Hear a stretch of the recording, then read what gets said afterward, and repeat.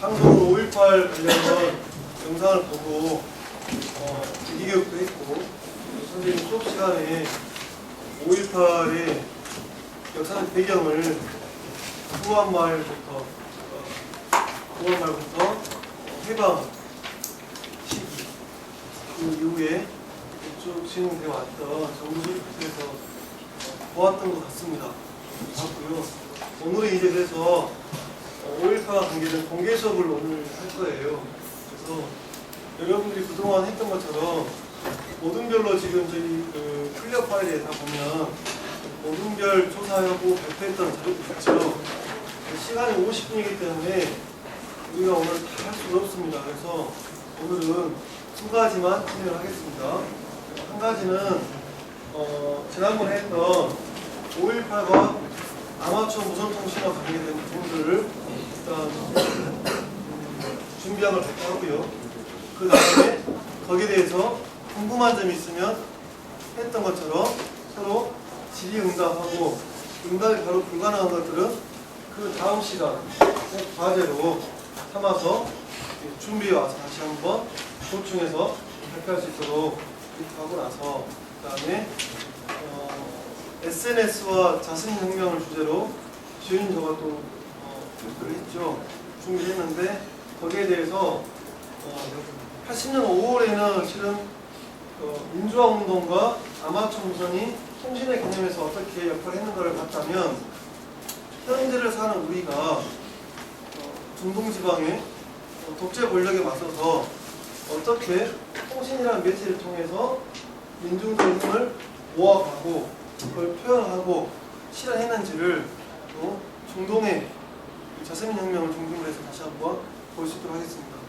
그래서 여러분들이 모든 별로 중요한 건 들으면서 궁금한 점이 있으면 질문을 할 것을 그때그때 기록하는 담당자가 있죠.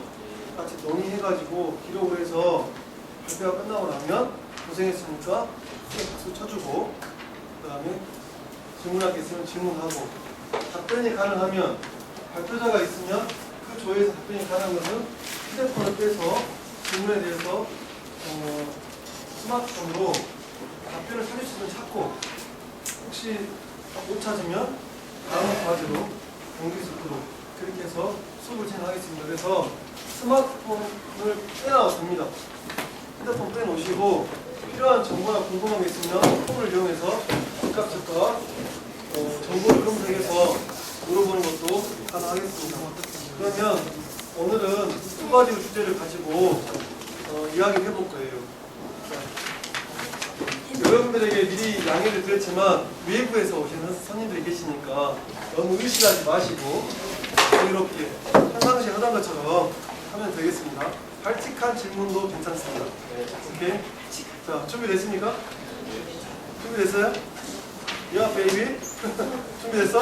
네, 그러면 먼저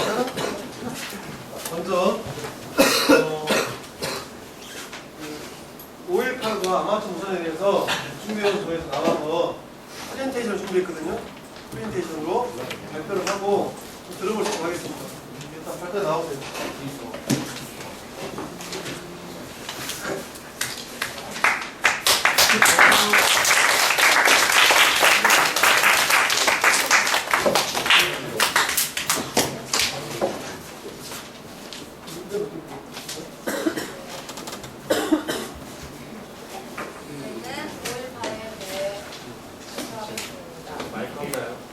네, 마이크는 없습니다. 먼저 5.18 민주화운동에 대해 알아보겠습니다. 5.18은 1980년 5월 8일에서 27일까지 광주에서 전두환 퇴진을 요구하며 벌인 민주화운동입니다. 5.18의 계기는 신군부에서 1980년 5월 17일 계엄령을 전국적으로 확대한다는 발표를 하고 민주 세력의 대대적인 탄압을 시작하게 되어서 5.18이 시작되었습니다. 왜 하필 광주였나요?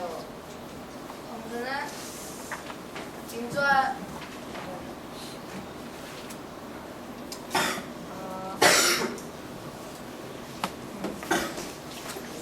야당의 정적 중에서 많은 대중적 지지를 받고 있던 김대중의 정치적 고향이 전라도 광주였습니다.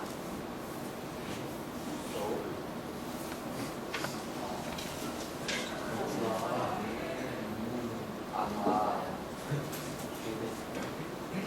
5.18은 어떻게 알려지게 되었냐면 힌츠 페터라는 기자의 취재로 이제 외국에 알려지게 되었고 국내에는 아마추어 무선 햄을 통해 외국에 알리게 되었습니다.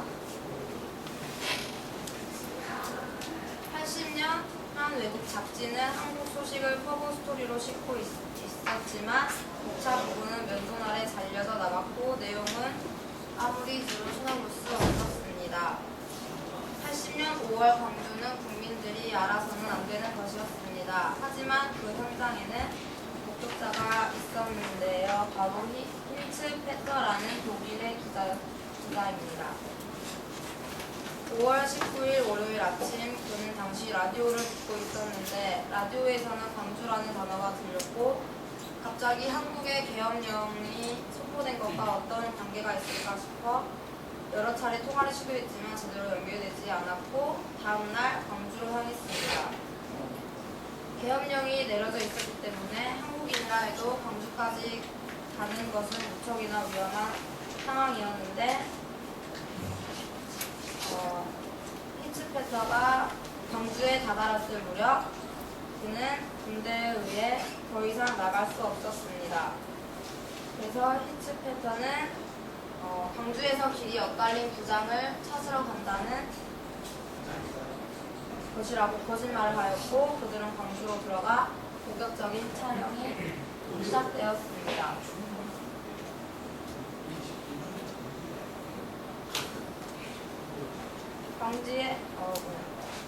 광주에 진입했던 당시 사진입니다.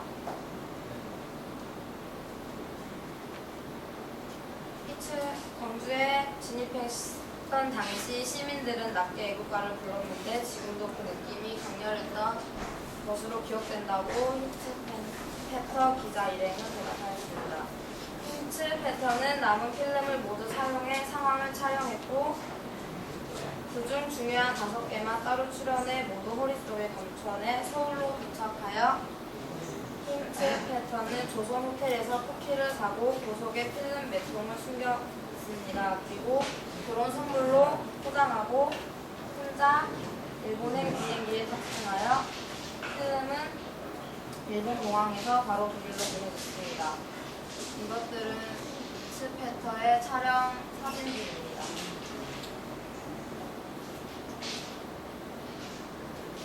29년 전 5월 그곳에서는 한국 소식이 전해졌습니다. 한국인들도 모르고 있었던 이 엄청난 사건은 유럽 전역으로 방송되었고 매시간 뉴스로 나갔습니다. 그리고 이튿날 아침 미국에서도 그 필름은 그대로 방송되었습니다.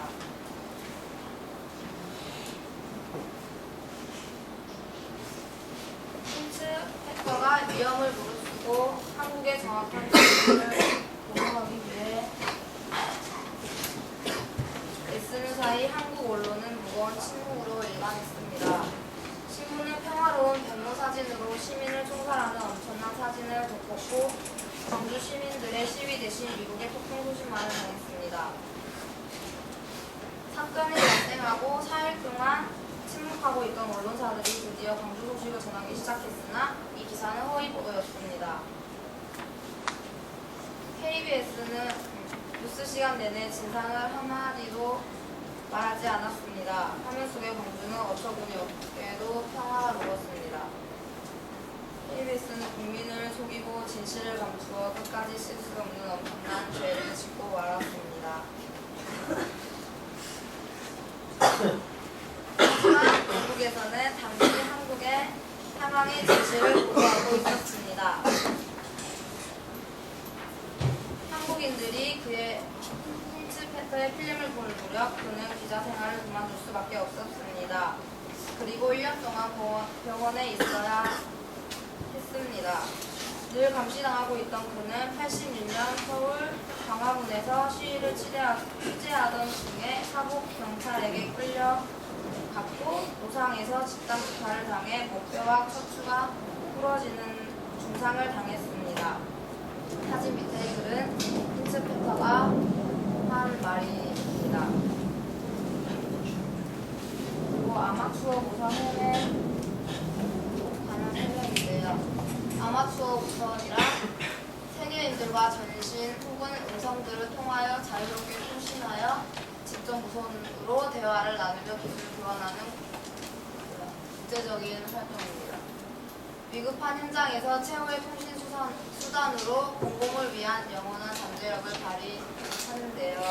518과 아마추어 무선 통신은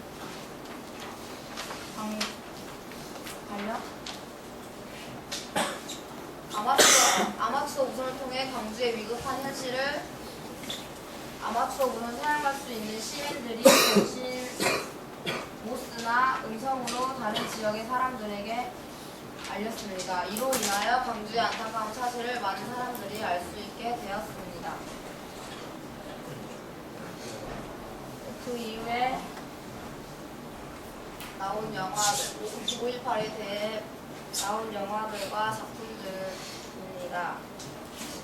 경주 민주화운동 진압으로 인한 인명피해자는 피살자 191명, 부상자 852명이었습니다. 김대중 전 대통령이 대통령으로 당선되고 얼마 후 광주에는 5.18 공원을 설립하고 국립묘지를 재단장하였고 5.18 피해자들을 새로 찾고 그들에게 보상하겠다는 의사를 표명했었습니다. 하지만 현재 잘 살고 있는 사람을 유공자로 선발하여 연금을 주는 등의 행위가 발생하게 되었습니다. 이러한 피해 보상은 정당성을 상실한 것입니다. 그래서 5.18 관련 보상 심사를 공정성에 두고 다시 해야 한다고 생각합니다.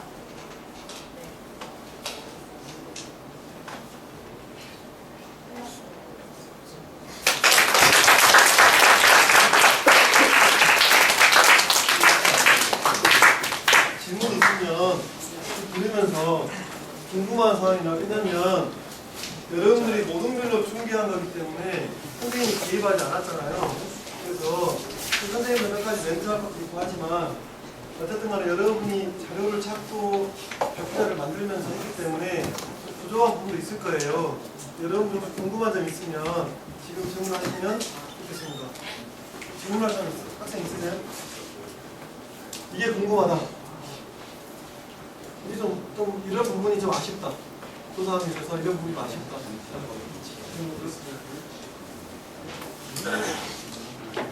선생님이 질문을 먼저 해보면 이 자료를 어디서 찾았어? 어디서 주로 찾았어요? 그래요? 5.18 사람들이요? 네. 카페. 어떤 네. 여자들이 많은 10대 사람들이 많이 가는 카페에 있어서 5.18 그런 걸 아주 많이 모르니까 어떤 사람이 동영상을 KBS 스페셜로 기자가 그거를 다큐멘터리로 만들어서 어떤 사람이 캡처해서 올린 걸 또 저희가 보여주고 10대들이 전부하는 카페가 따로 있나? 그런데 누가 이제 알리기 위해서 10대들이 알리기 위해서 이렇게 올려놓은 거구나. 이걸 조사하는데 얼마나 시간이 얼마나 걸렸어요? 조사하고 이렇게 자료 만드는데 얼마나 걸렸어요?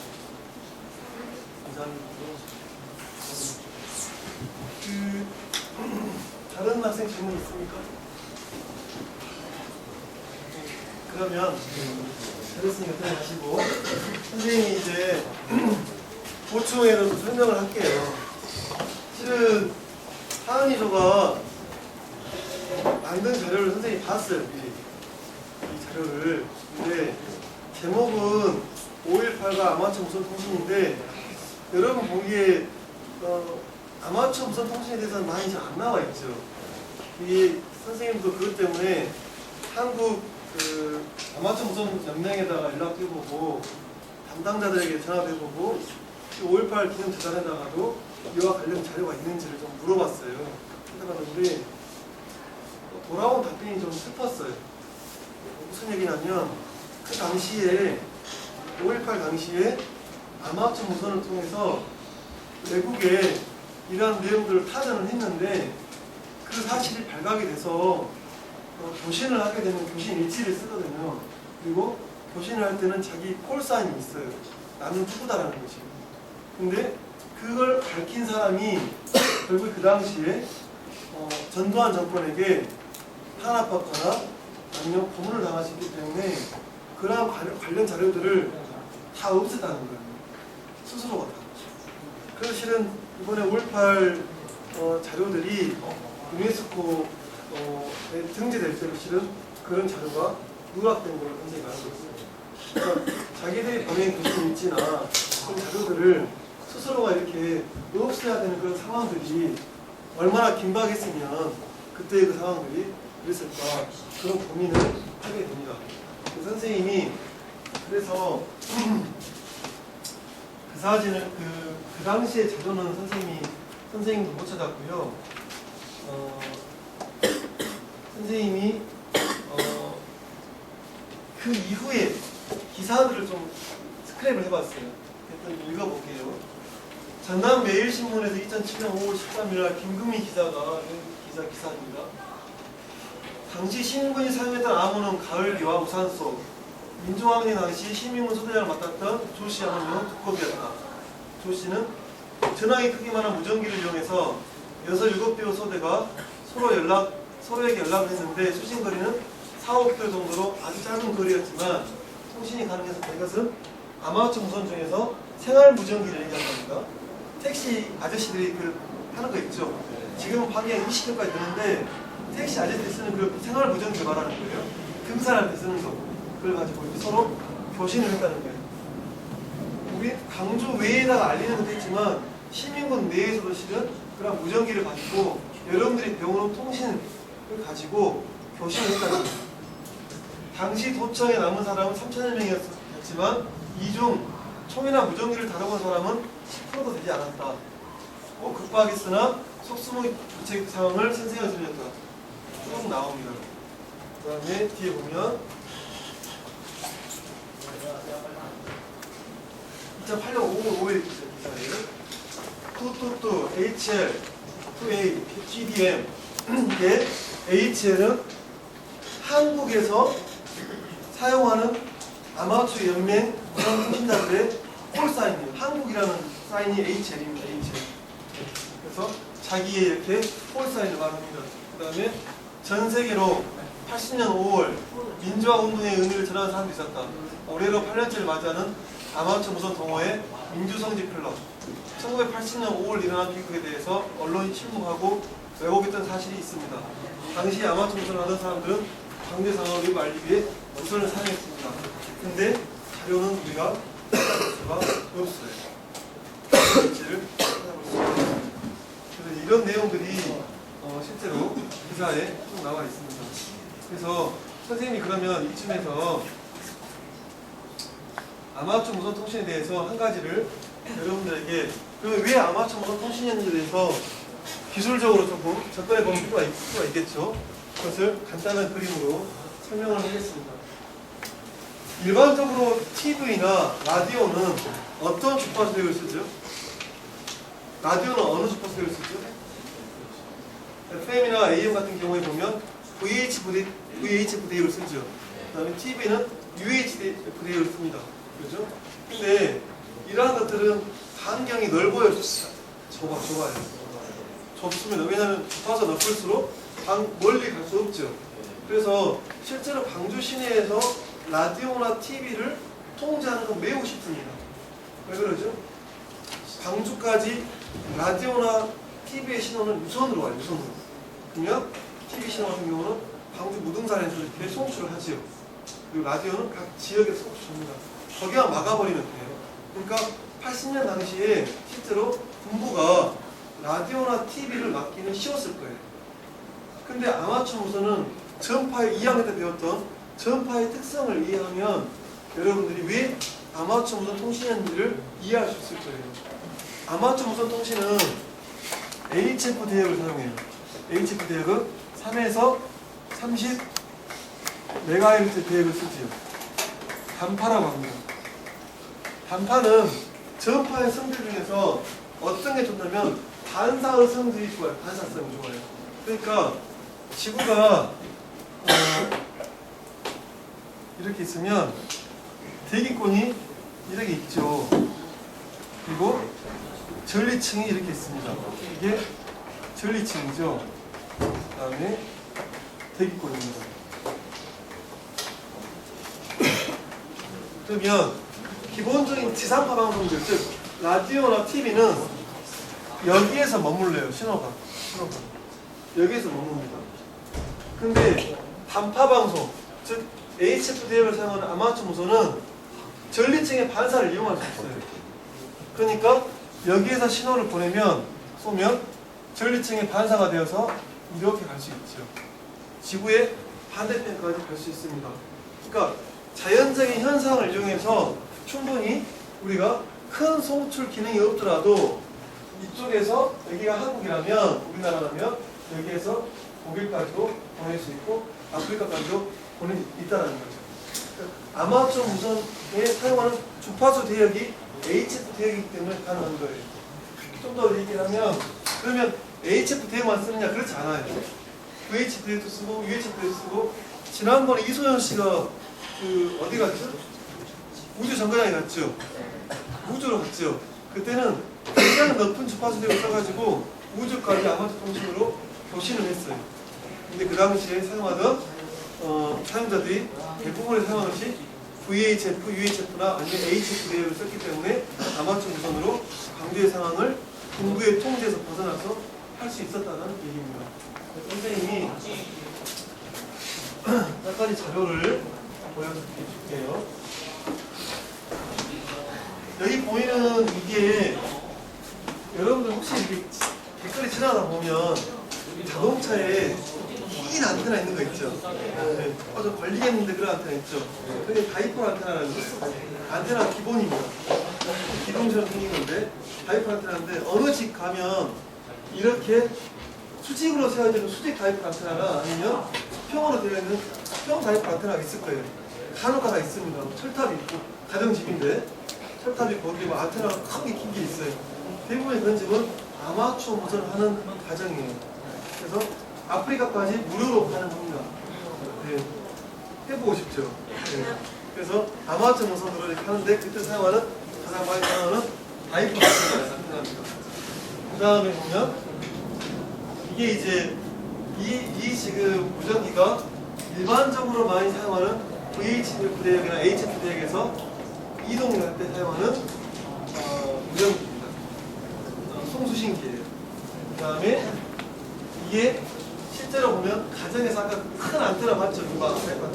그래서 이게 이제 장파 대역까지 이용해가지고 저기 아프리카까지 신호를 보낼 수 있는 그런 아마추어 무선 장비들이 있어요. 다양한 기계들이 있습니다. 공용어는 통신을 할 때 공용어는 영어예요. 영어인데 경우에 따라서 자국어를 사용할 수 있습니다. 할 수 있고 대신에 상대방의 문화나 종교를 비하하거나 비난하지 않는 내용으로 해서 자국의 언어를 사용할 수 있어요. 상당히 못 알아먹으면 안 되겠죠. 그다음 이제 이게 아까 보여드렸던 최신 버전인데 HF, UHF, VHF를 다 같이 섞어서 사용할 수 있는 그러한 사용하는 무전기 이런 것들이 있습니다. 이것은 나중에 선생님이 자료로 만들어놨으니 나중에 제가 클리어 파일에 적어냈다가 다시 한번 학습을 할 때 사용하시기 바랍니다. 자, 그러면 아까 선생님이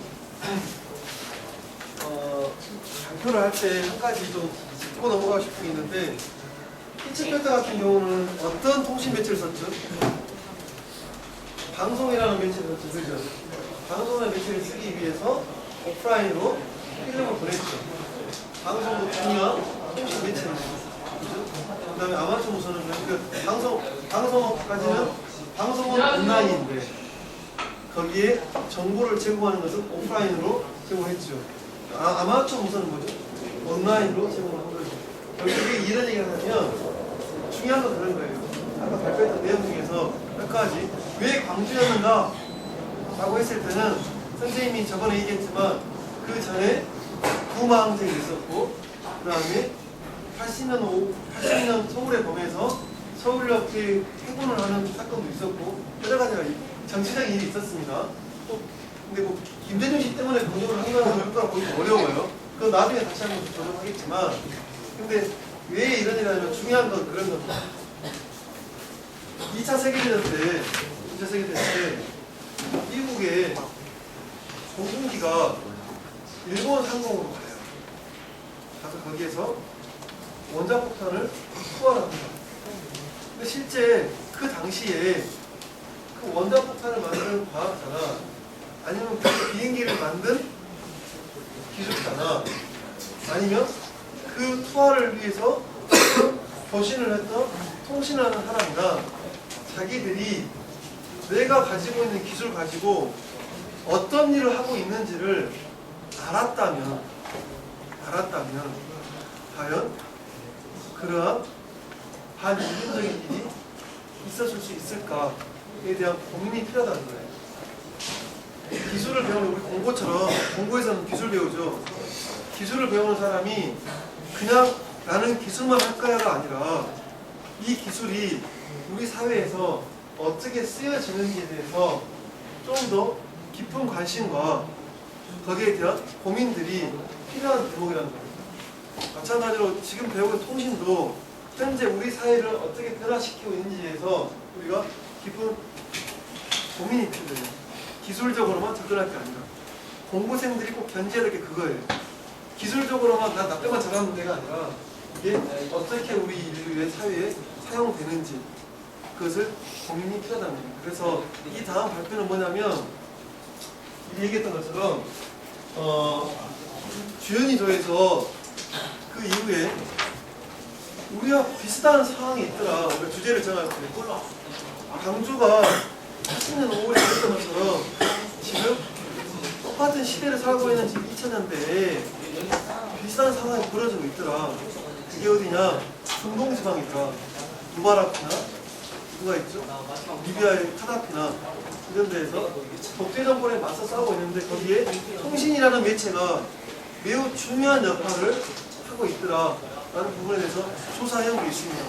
그걸 가지고 지훈이가 발표를 좀 해주겠습니다. 저요? 저희랑 발표 하지 않았나? 아니, 다른 좋은 하세요.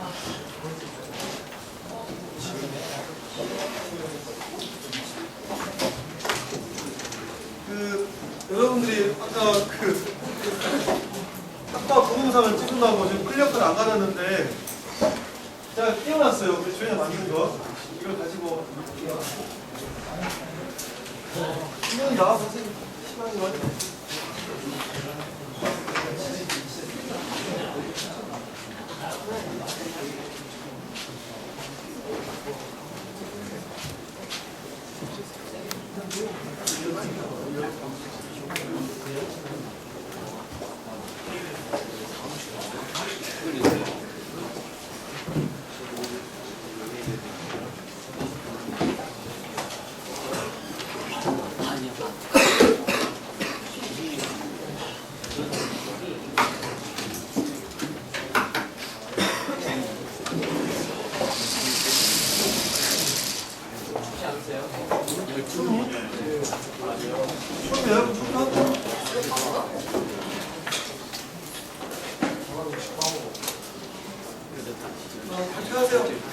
선생님이 그럼 꺼줄게. 집중하자. 저희 SNS와 중동 지역의 혁명에 대해서 조사했는데 그 내용을 말씀드리기 전에 먼저 SNS를 소개하겠습니다. SNS는 소셜 네트워크 서비스의 줄임말로 온라인 인맥 구축을 목적으로 개설된 커뮤니티의 웹사이트입니다. 인맥은 새롭게 쌓거나 기존의 인맥과 관계를 강화로 시켜주면서 현재 많은 사람들이 다른 사람과 의사소통, 정보 공유, 검색을 하는데 이용되기도 하고 SNS 위에도 전자우편이나 메신저 서비스로 사용자끼리 서로 연락할 수 있는 시간을 제공해주기도 하는 것이 SNS입니다. SNS의 장점 장점과 단점으로는 간단하게 장점으로는 인맥이 확대가 가능하지만 단점으로는 개인정보 유출이 심해 안 좋은 점이 있습니다.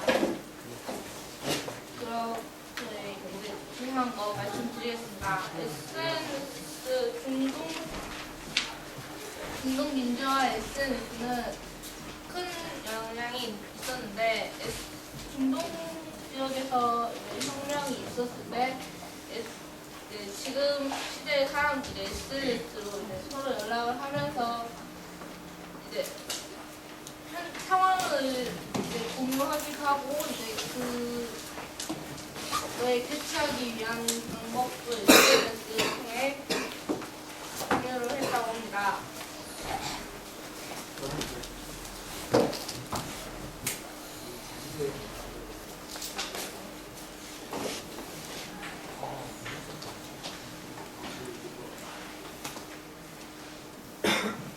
어렵습니까? 지금 아까 학과학원 활동 동영상을 찍고 오면서 약간 머리에 지우개가 왔나 봐요.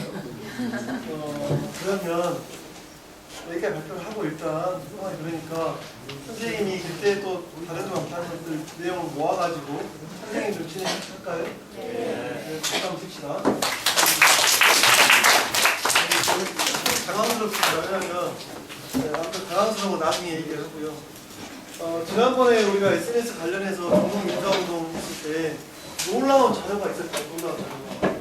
어느 지역에서 했죠? 중동 지역에서 SNS 가입자들을 줄여가는 과정들 봤죠? 데이터 있었죠? 네. 그 자료가 있었어요. 혹시 찾아볼래요?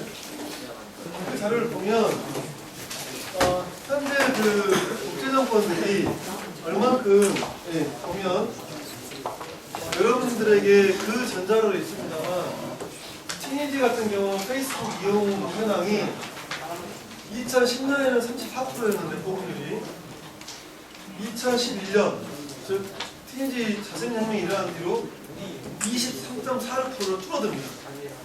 그러니까 의도적으로 줄이게 하는 거죠. 그 다음에 이집트는 21%였는데 8.96%로 줄어들었어요. 그리고 알제리는 13.6%에서 6.22%로 줄어들었어요. 시리아 같은 경우는 아예 페이스북을 접속을 국가에서 차단시켜버렸습니다. 왜 그럴까요? 왜 그럴까요? 외부의 상황을 못 알리지 않게 하기 위해서 국가가 그럼 왜 못 알리게 할까요? 뭔가 부끄러운 게 있어서 그럴까요? 비리 잘못한 게 있으니까. 어떤 잘못이 있었을까? 오랜 기간 동안 독재를 해왔죠. 실은 선생님 생각에는 이런 것도 있을 것 같아요. 더 무서운 게 뭐냐, 독재 정권에서는 공포 정치를 합니다. 그렇죠? 그 사람 한 명성이를 다른 사람 보라고 혼내가지고 다른 사람들이 겁에 질려서 못 움직이게 하죠. 그러니까 사람들이 말을 못하죠. 즉 여기에 나와 있는 표현의 자유를 억압을 합니다. 표현의 자유. 말을 못하게 합니다. 근데 이 사람들이 SNS를 통해서 통신 매체를 통해서 서로가 가지고 있는 마음들을 확인을 하죠. 그래서 이 사람들이 조직화되고 집단화됩니다. 그러면 독재자의 입장에서는 그 집단화되는 것들이 두려울 수 있겠죠. 그래서 이것들을 못 모으게 하기 위해서 실은 페이스북이나 트위터처럼 SNS를 차단시키고 표현의 자유를 억제하는 게 아닌가 그런 생각을 가졌습니다. 실제로 제스민 혁명을 SNS 혁명이라고 하기도 해요. 그래서 튀니지나 리비아나 알제리에서 정치적 탄압을 받아가지고 미국이나 아니면 다른 유럽으로 망명했던 사람들이 거기에서 방송국을 만들어내면 어떻게 되죠? 그 방송이 SNS를 통해서 튀니지나 알제리나 리비아에서 볼 수 있죠. 그렇게 해서 서로가 서로 이렇게 통신이 됐던 겁니다. 그래서 흐름은 그렇습니다. 흐름은 현재 지금 아마추어 무선 통신이 쇠퇴기에 있어요. 쇠퇴기. 여기 지금 젊은 층에서는 하지 않습니다. 왜 하지 않을까요? 핸드폰이요. 핸드폰으로 전화를 할 수 있으니까. 그렇죠. 근데 결정적인 것은 이런 겁니다. 우리나라에 인터넷이 보급된 게 성공한 게 1997년입니다. 이때를 기점으로 해서 우리나라에서 아마추어 무선 통신 사용자들이 급감을 해요. 급감을 하면 이 인터넷이라는 매체는 P2P 방식으로 해서 전 세계가 이어져 있죠. 굳이 우리가 어려운 영어 아니면 모스부어 뚜뚜뚜뚜뚜 이런 것들을 통하지 않고도 충분히 문자나 사진이나 그림으로 서로 간에 교신이 통신이 가능하죠. 세계적으로. 그러다 보니까 아마추어 무선에 대한 욕구들이 많이 줄어들었죠. 근데 이게 어떤 의미냐면 그전에는 배운 사람들만 아마추어 무선을 할 수 있었어요. 근데 SNS가 되면 인터넷이 보급되면서 그게 특정한 계층에서 하는 게 아니라 모든 계층에서 사용할 수 있는 도구로 발전이 되면서 뭐가 늘어나냐면 표현의 자유가 증대하게 되죠. 옛날에 언론이라는 것은 어땠죠? 언론 기관에 종사하는 자들만 언론을 쓸 수 있었죠. 그죠? 근데 지금은 SNS는 어떻게 됐죠? 이거는 한 명 한 명이 모두가 다 언론사가 된 거죠. 내가 하고 싶은 일을 할 수 있는 표현의 자유가 늘어나게 될 수 있는 토대가 마련되었다고 봅니다. 그래서 선생님이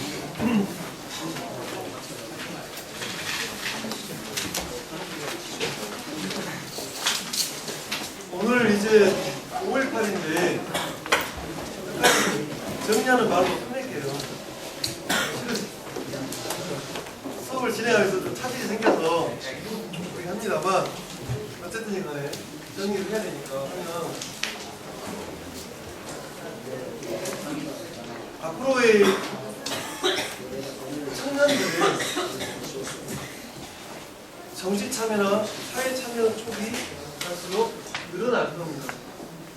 왜냐하면 통신이나 매체가 과거에는 특수한 사람들에게, 특정한 사람들에게 한정되어져 있던 도구였지만 이제는 SNS가 늘어나면서 이게 누구에게나 할 수 있는 매체로 다가온 거죠.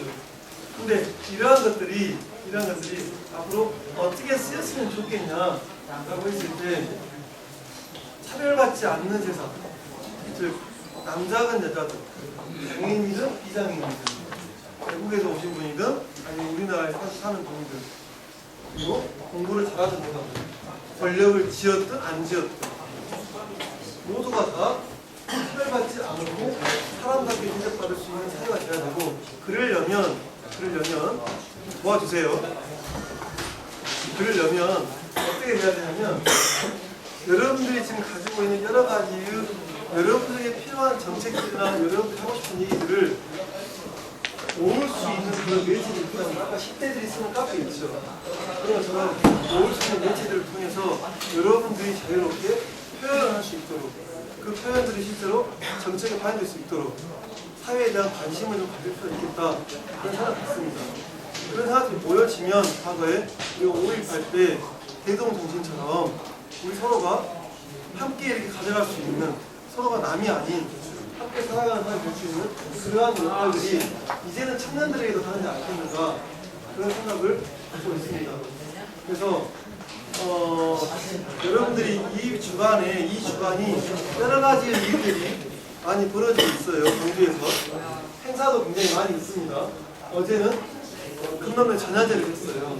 그리고 여전히 우리 지역에는 5.18 국민묘지가 있습니다. 그리고 다음 주에는 금남로에서 레드페스가 있어요. 그때 선생님들 금남로에서 부스를 운영하고 청소년 노동인권 관련된 부스 운영할 거예요. 선생님 보고 오세요. 그리고 5.18 때 다양한 체험을 하면서 그 당시에 왜 침묵하지 않고 노예가 되기를 원하지 않고 주인으로 살고 될 뿐인가 여러분의 어머니, 아버지, 친구들이 그들이 실제로 원했던 건 무엇인가 그리고 지금 우리가 할 수 있는 건 무엇인가 하는 것들을 좀 더 생각해 볼 수 있는 그러한 주간이 되었으면 좋겠습니다. 그럴 수 있으시겠죠? 네. 마치겠습니다. 수고했습니다.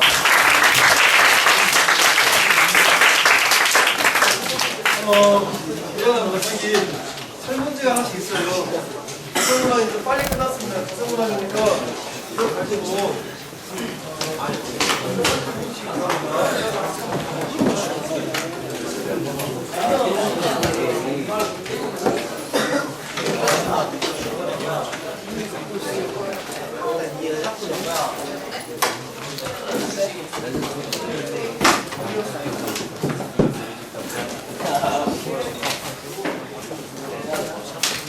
너희를 왜 틀렸다?